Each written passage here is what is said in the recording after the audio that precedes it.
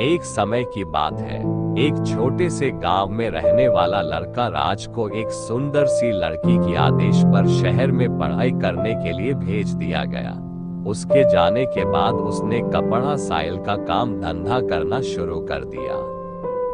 एक दिन राज शहर के सबसे बड़े साइल स्टोर पर कपड़ों का खरीदारी करने गया।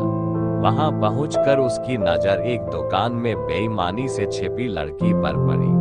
उसकी नादान आदतों के कारण राज वहां भयानक खराब हो गया।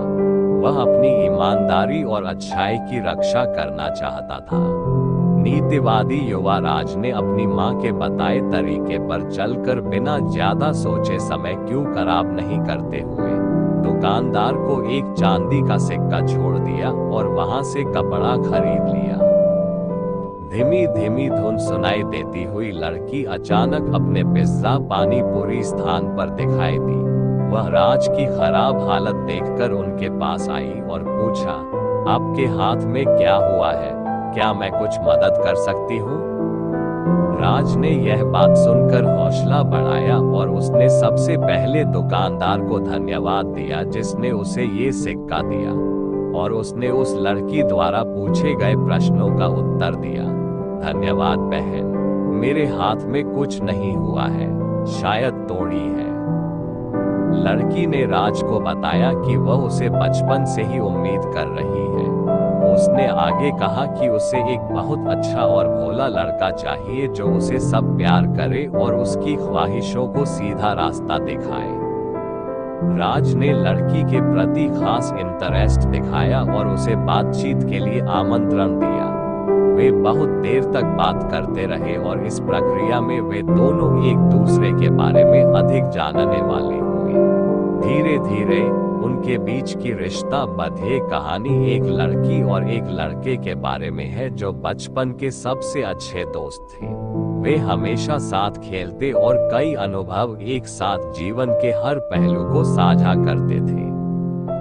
जब वे बड़े हो गए तो उनकी दोस्ती भी और गहरी हो गई। वह एक दूसरे के साथ मनोरंजन करने, साथ पढ़ाई करने और सप्ताहांत में मार्गदर्शन करने लगे। एक दिन लड़के ने अपनी दोस्ती के कुछ अलग महसूस किया। वह हमेशा लड़की की तरफ देखने और उसके साथ हंसने खेलने के लिए तत्पर रहने लगा। इन भावनाओं को देखते हुए लड़की ने दोस्ती के बारे में भी कुछ अलग महसूस किया।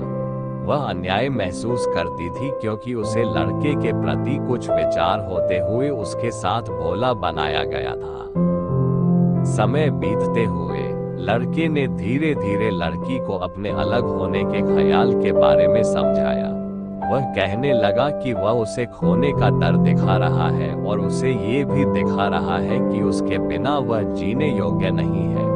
सुनकर लड़की बहुत खुश हुई और समझ गई कि उसे भी लड़के के प्रति उसी तरह की भावनाएं हो रही है।